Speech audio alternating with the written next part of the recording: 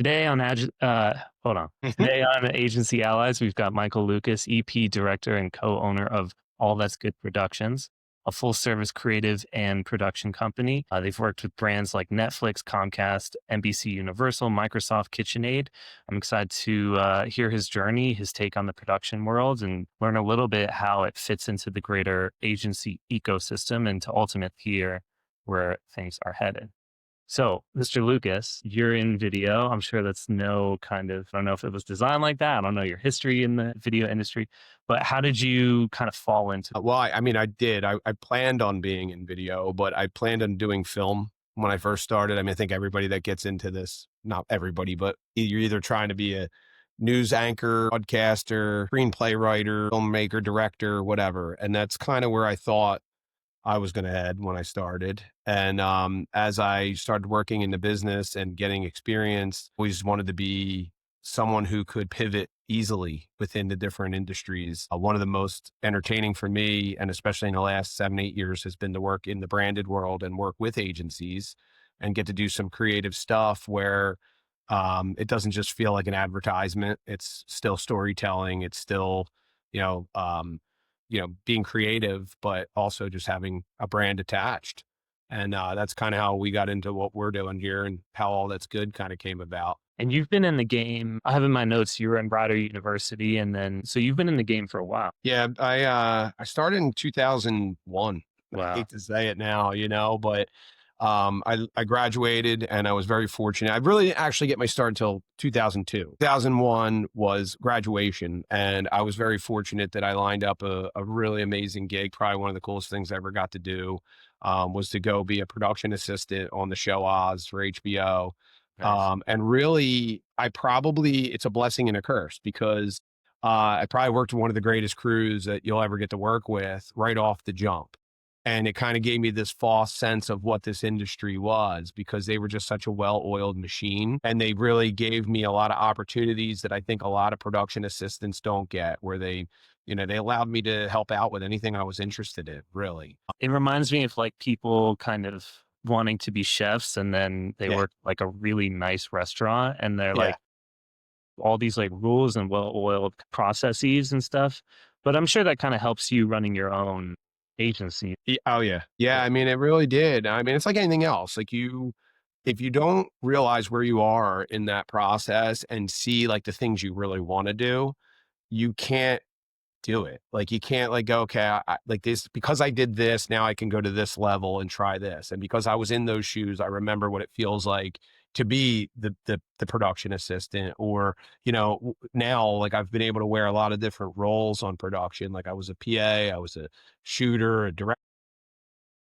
I've been the line producer. I've been color correcting. I've kind of done a little bit of everything. I've edited productions, and the only thing I really don't get involved in is like music and sound, honestly. Like that's just not my forte, as I'm not good at it. So I feel like that's helped kind of shape the way we do our productions as a company, the way like we try to do things, and also reminds me over and over again, like I'm pretty lucky to do what I do. Like I feel blessed to be in this industry and still be around, and get to work. Real quick, hold on. I'm hearing like a real loud whistling sound. Is that me or is that you? Like, do you hear that? Do you hear that? I was going to bring it up.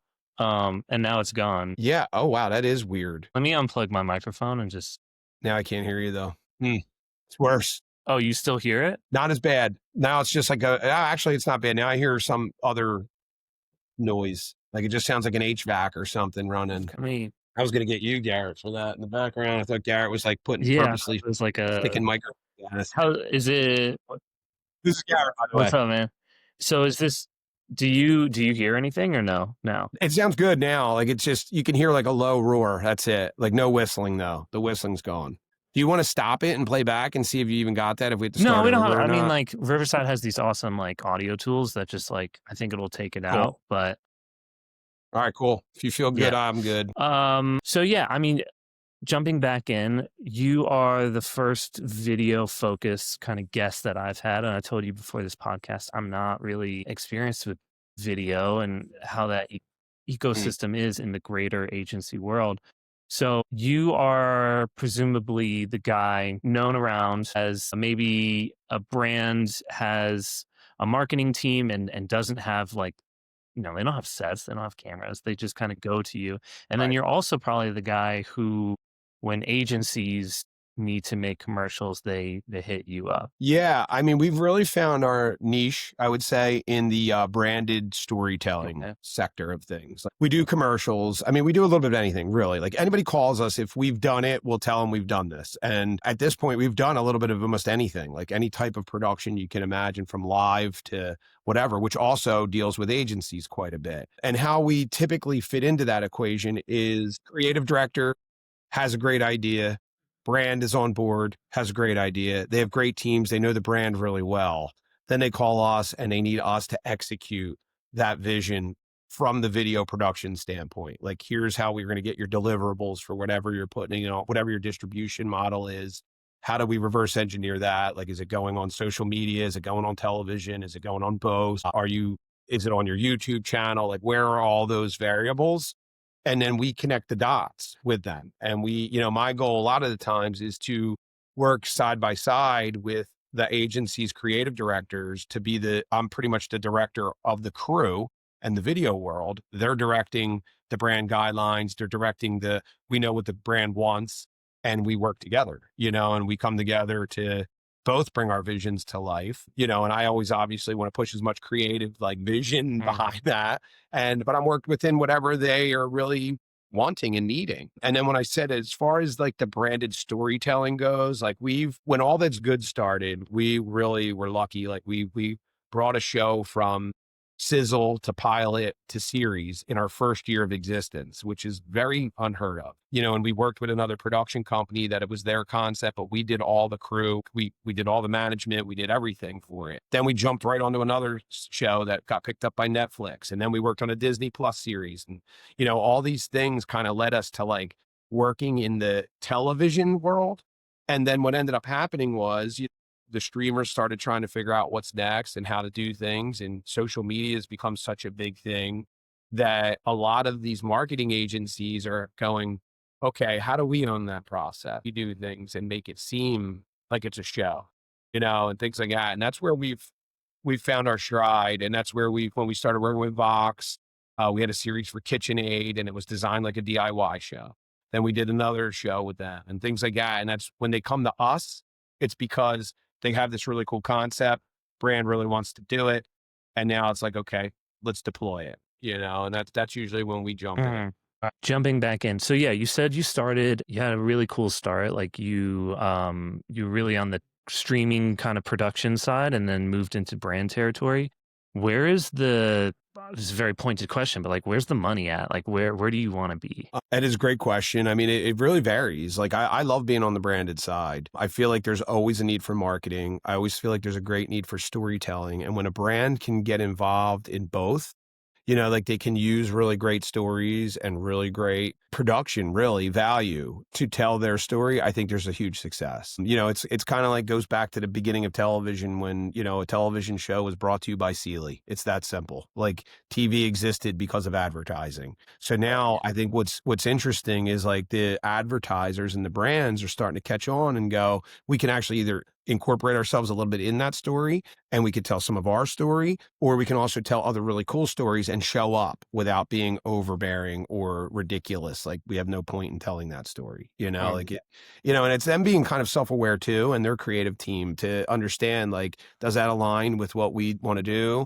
If it does, let's be a part of it. If it doesn't align, like maybe it's somebody we really want to align with, and that's why we want to show up here. And it's like, how do we show up organically in that way? And I think we have a really good hold on that. Is helping him figure that out. If you had to kind of work with like a dream, I don't want to like give you this generic like dream client type thing, but like are you the type of creative that likes the Tide commercials where it's like I did it's like an interracial couple and they're doing like all the right things and it's just like a very clean manicured thing, or do you want to like go a little bit edgier? Like where's your heart at with the creative? It's a good question. I mean, my heart is, as weird as this sounds, I don't care as much. I more care about them being a good fit. and like them liking what we do and appreciate the value that they're getting for it, You right? wanna Like, do a 'cause good it's like job. right, and like and really exceeding their expectations because like a lot of those projects, like it's I know it's kind of corny to say this, but you never know going into it. Like you hear a brand and you're like, oh, we don't even know what they're about, but they don't seem like they're cool, or they don't seem like they have something special about them. And then you get to know them and you're like, that's really cool what they do or what they're trying to say or do. You know, even that Simple Tide commercial, whatever, if they're thinking around how they want to present themselves and they have value there, that's cool. And like that's their thing. So I think that, you know, from a selfish standpoint, like we always like to push it, of course. Like I want hundreds of millions of dollars to play with and play with the best toys and shoot off of a car and, you know, shoot us out of a helicopter, whatever the coolest thing that we can do. Yeah. But like realistically, if it jives with like our kind of centered peace of minds, like how we like to approach things, it makes sense. Like, and you know, a great example of that was we did a project for KY with Vox, and it never really came to air. It never actually made it because of other things that happened. But we shot 4 episodes with it, and when we first heard about it, we were like, "That's not for us." Like, we turned it down immediately. Like in our minds, we're like, "We're done."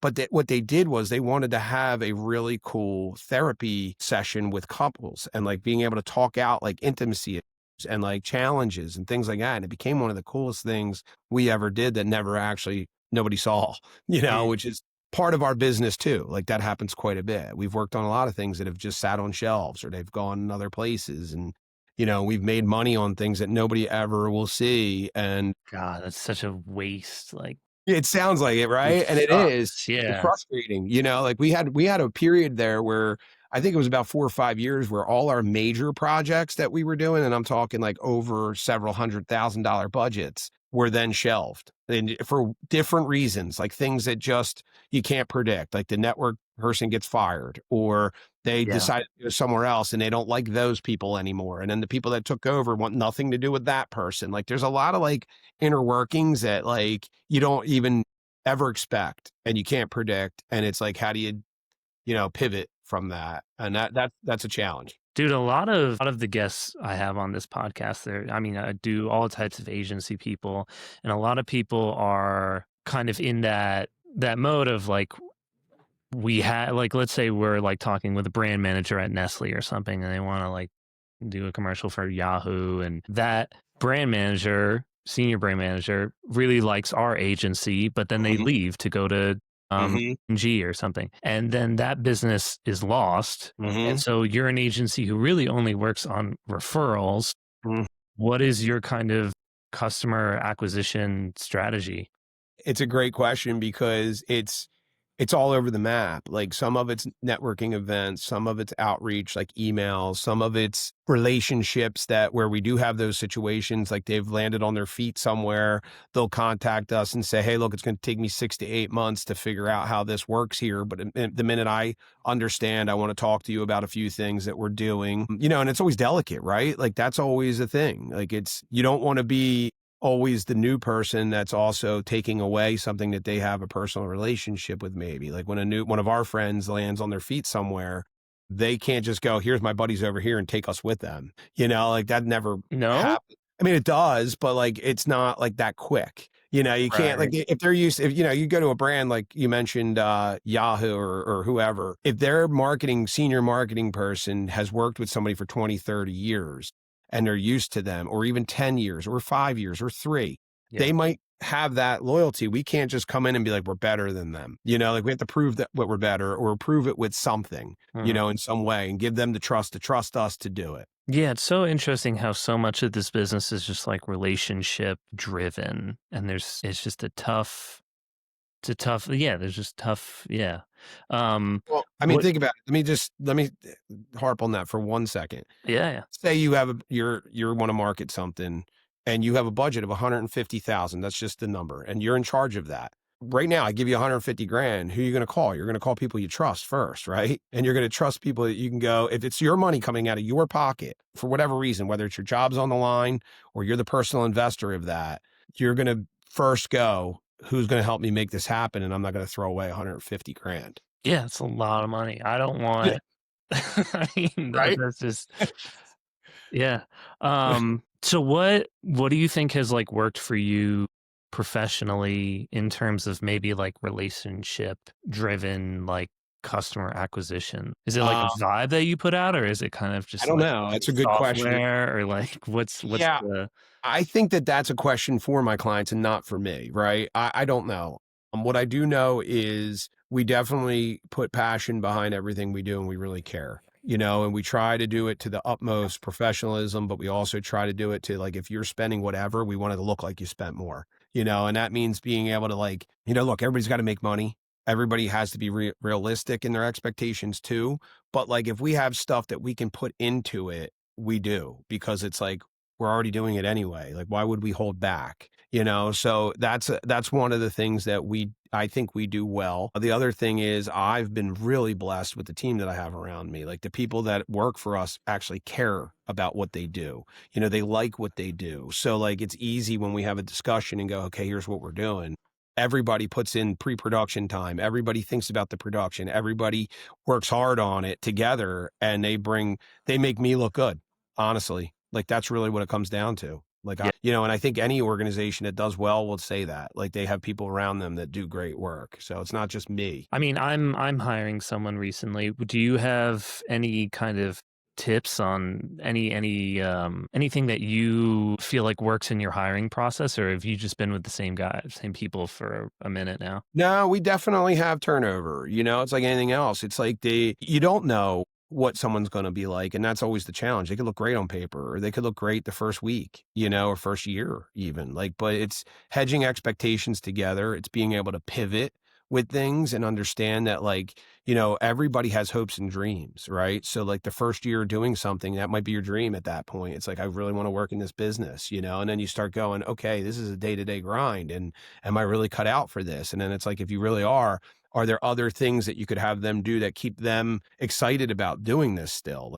What are the goals, and figuring that out. And then you're also dictated by the client, right? Like if you don't have money to do those things, it's really hard. And if you have them in the day-to-day minutia, because that's what this world is, then if they don't have that same mindset or share that same passion in some way, they're going to get burned out or they're going to want to look for something more exciting at that point. And I think, keep ourselves on our toes, like I said, because of the different variety of projects that we work on. Sometimes we're honing our skills over and over and over again in the same type of things. Like I think anybody who works for us now can probably sleep through an interview, set it up in their sleep and, do that Oh because yeah, yeah, yeah. it's the most common way to get to work. It's like, oh, I have an interview. I have an interview. We have an interview. So like, that's like one of the most basic setups that you have as a production company. It's all the other stuff that we get to do that I think keep it exciting and moving around. And when we get those opportunities, we get excited about it. Like we like to, challenge ourselves. Yeah. Yeah, interview I've been watching a lot of reality TV. I'm not proud of that right now. And it's like early 2000s VH1 reality TV, like Yeah, yeah, a little more scripted. and they're wearing the same stuff in each interview, and it's just like I was trying to figure out like when they film it. It's got to be after the show, and Yeah, like a lot of times those are recap interview yeah, type stuff, but they have them say it in present tense because most of the audience doesn't figure that yeah. out. Like they don't put two and two They together. don't put it together, and meanwhile, I'm like, I don't understand the logistics of this. Like, but yeah, it's all on Amazon Prime. It's just like Flavor of Love, Flavor of Rock of Love. It's just old stuff. Um, so what with what would you call it? Are you an agency? Are you kind of like a firm? What would you define? Great question. So we're a content first, I would say, agency at this point. Like Yeah. we are basically, I mean, we're a partnership to agencies a lot of times, but we do have clients that we give full service to. Like we have in-house web servers, we have in-house web designers, we have merch fulfillment Oh, in-house. Like cool. we Yeah. do a lot of interesting things that we don't always talk about because our thing is we can be a complete turnkey operation, but we also fit into that place and we're not an all or nothing. So like if you want to use us for just specific things, we love that, like we don't want to have control of everything. And we like working with other people because again, like especially when it comes to the brands and other agencies, like you coming from an agency world, like if you have 3 or 4 major clients that you're servicing, them, like you work with them, you understand their wants, needs, you understand what they need. So when you come to us, I don't want to have to figure all that out. I want to make sure that you have that and I can make you look like a rock star. Mm-mm. and go, okay, how do we make your production look amazing? And then you come back with great results, and then you keep coming to us for more stuff. Like you want to do bigger, better things each time, Mm. so that's kind of where we are. But as far as like when we touched on a little bit, when we did our like last few years, we've had to pivot because people just don't spend as much on production all the time. Like there are some big high dollar productions, but everyone's trying to figure out how do you reduce it with certain tools? How many people do you really need? Camera systems have been a lot cheaper. When I first started, you couldn't even own a camera. Now you can you can own one. Like back in the day, Things it have was just Panavision and gotten Kodak. Yeah. cheaper. Like, yeah, Well, yeah, like the tools have become better. Like, I mean, more accessible. Yeah, you there's just do it on your phone. movies, right? User generated content, TikTok. All these people are becoming celebrities with just a phone. So So like, God, where this is actually a good kind of question, like where do your videos normally like pop up? Are we talking like ads on Hulu, or is it like vertical ads on where TikTok? everywhere. Everywhere. Yeah. Right now. And exactly. And like, again, we just did a series with Kraft Heinz where we went to 17 restaurants in 6 days, and Stephen He was the host. And some of the content was on Instagram, some of it's on TikTok, some of it's on YouTube. Like Probably we just did chopping it up. Yeah. chopping it up, making it, I mean, it's Heinz Verified has a YouTube channel now. So the series, like long form, lives there, but there's even a potential longer form that could be like episodic, like more like 3 episodes. Whereas right now we have 9 episodes, and then we had a couple little bonus episodes. So it's really like understanding which distribution platform that's going on. And Mm. then how do you use it? Like, what are you doing with it? Like, I mean, like, obviously, we're not going to put a 15-minute video on TikTok, but we will shoot with that in mind and say, well, we got to get cut downs here. Like, you got to have these like Mhm. snippets that are going out as well. So it's almost using it all as one value. Like, it's, try to do as many things as you can, and stretch your abilities there to like plan for that. Is it always possible? No. Like, that's why things happen over multiple day shoots or over a stretch of time, but we do have a really good grasp on what is possible, and what you're trying to accomplish. And, and as I said before, with all the different types of technologies out there, not that there's no excuse, but there's not very many excuses why you can't do something pretty good. Yeah. And who is like who's the best type of client for you? Like not in terms of topics, but in terms of like generating, money. Like who do you want? What type of content do you want? Like what type of services really? Well, we like to, like I said, we're content first. So, like anybody who's looking to create content, my favorite are ones that want to do it consistently, of course, because that means there's going to be things to do all the time. I love working with maybe marketing or agency people who have had their foot in production at some point because they understand the grind. They really get it. Like they've been on set. They know what it takes. Like they just don't have unrealistic expectations. But that's not always necessary either. If they're very open minded and they get it, like some of our best producers too, or creative directors that we've worked with are ones that go, look, that world. This is what I know. So if you tell me that, then I trust you and believe you. It takes time. Like I said, like that takes like doing some things together, because I Yeah. think anybody would be crazy to just do that right off the jump. But we have it happen, and usually it works out really well for both of us because it's, we do like I say all the time, if I felt good about ripping people off, I'd probably be a lot more wealthy right now. Mm. Yeah, I Like, mean all of us, man. Like, like if I wanted the criminal side of that, I like, mean, that's why there's drums in Colombia full of cash, like just yeah. it works. But all right, so let's say I want to give you like a situation. Like let's say you find um an agency, someone that would kind of reach out, like they have a video firm, they're kind of talking with you, them as an acquaintance, and they're saying like we're kind of not really happy with our video people, or they're just like maybe in a look and move. Like walk me through the process. I'm curious, kind of Well, of just like point to like shooting their yeah, business. I get it.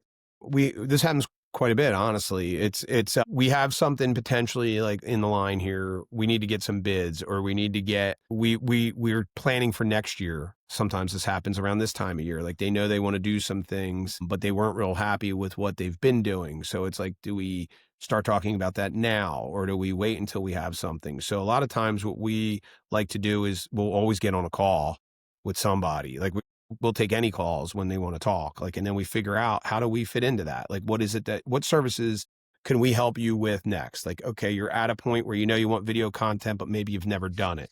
So then we Mhm. start asking those questions like, what is it, the type of stuff that you want to do? Like, why do you want to explore that? Are you trying to make this a more consistent thing? Like, do you need it for just social? Or are you looking to make a big play here? Or are you looking for a national commercial or, what it is? It all depends on the size of the client that we're discussing with them. Agency partnership version, it's like we can handle pretty much anything for you. So it's like if you have all these clients across the board and you already have like your, I don't know, real estate partner that goes out and does all those videos and you're just looking for a high end partner, then it's like, okay, talk to us about those clients, and tell us what you think their needs are going to be in the next year. Then what we do is we have a capabilities deck, of course. We have examples of things that we've done. We have pretty much whatever. And a lot of times what we are getting brought into now is we start right away with basically like they go, we want to put you on some sort of retainer to build out creative together and build out what this could look like. And then that's when we really get to work because then we know what they're trying to accomplish. And we vetted that a few times and figured out how we fit into the equation. If we're just being,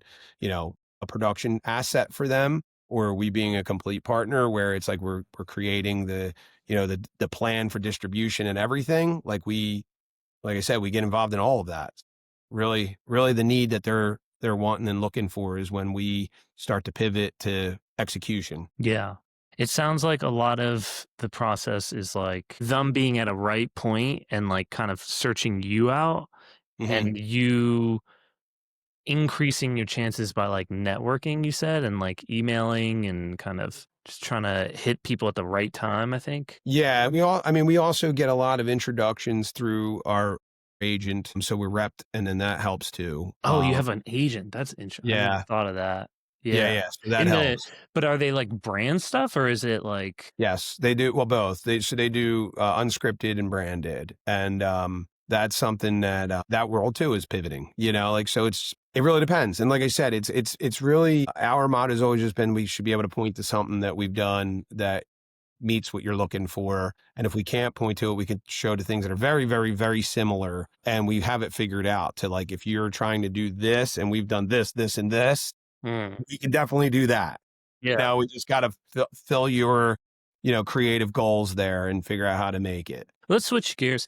Um, what I are you familiar with the Jaguar campaign? Recent one, though. Yeah, they had this rebrand and they had this like commercial that was just shot like, Gen Z kind of like very politically correct. Everything was just like very generic and it was a big kind of people sense that it wasn't authentic and they went against the brand. And I mean Jaguar has this beautiful logo and they changed it and they just Really? completely just washed. It's not whitewashed, but just took away everything.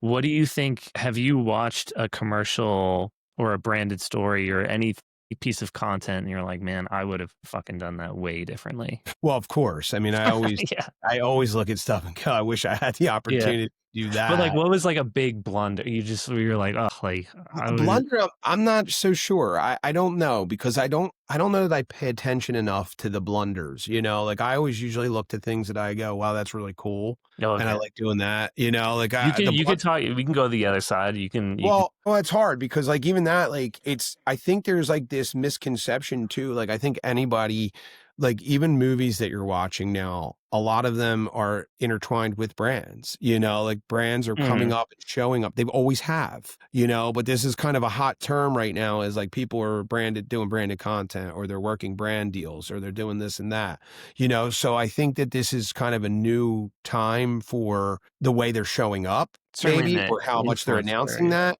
But yeah, there's been a lot of really cool things over the years. And I usually just look at like, again, back to the story aspect of it. Like, I watch a really cool like doc on a kid that struggled his whole life and now is the star athlete or whatever.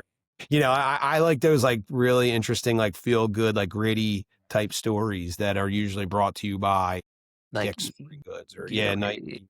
Yeah. Yep, yep, I'm always into that stuff, and, I'm a big sports person, I love sports, I love watching them, love playing them, love being involved in them. So, like, that always kind of piques my interest a lot, but I also love crime and, like, any type of really cool and compelling storytelling. Crime is an interesting I mean, crime does the storytelling is on on is incredible because it just keeps you on the edge of your seat. But has any brand kind of wrapped crime into their Oh into yeah. the I mean, really? I think there's a lot of interesting ways that that happens too.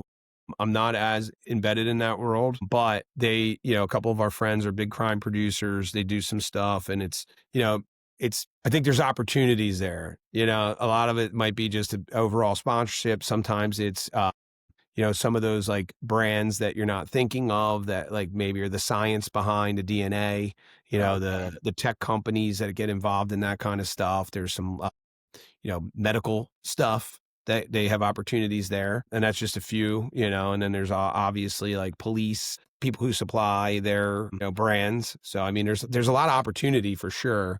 And I'm sure they're showing up in different ways. I don't investigate it completely, but I do know Yeah. that there's opportunities. I'm smiling because I'm thinking about these like crime podcasts and it's just like the most gruesome shit. And then you hear like sponsored by MailChimp.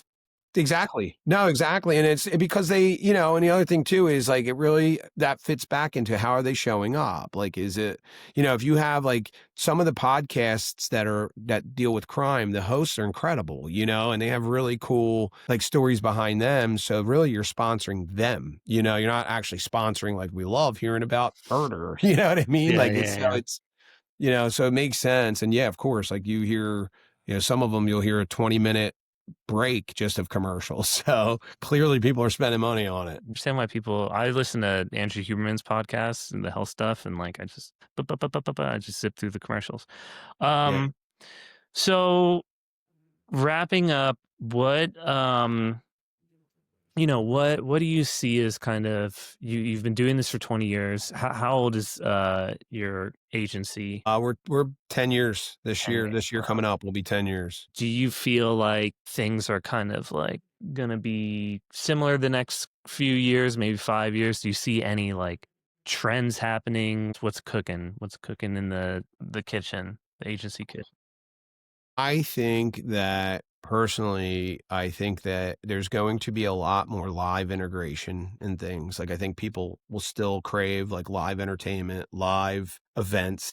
Dude, that's so funny you say that. I have a very close friend working at TikTok, and they're Yeah, trying to like increase their live of as like a course. selling platform. So you hit the money right there. Well, it's authentic, and like with all the new advanced AI tools, I hate to keep everyone saying like acting like AI just started. It's been around for a long time, Mm. but what's happening now is there's just so many deep fakes. There's so many more fake news, and which is disgusting and scary, honestly, because it takes Sucks. away the integrity of everything, Not right? just fake news, but like fake content. Like, Well, that's what I mean. Like oh yeah, yeah, yeah. it's so the line's so blurred with that. It sucks. Because what happens is, like, even sometimes it's so obvious and funny, like, it's used in parody, but when people are really trying to trick people with, like, stories and things like that, and they're using AI tools to make a very believable video, or they're making very believable stills, and, like, you really can't tell the difference. I think that's when it's crossing the line, but as far as, like, the trend going forward, I think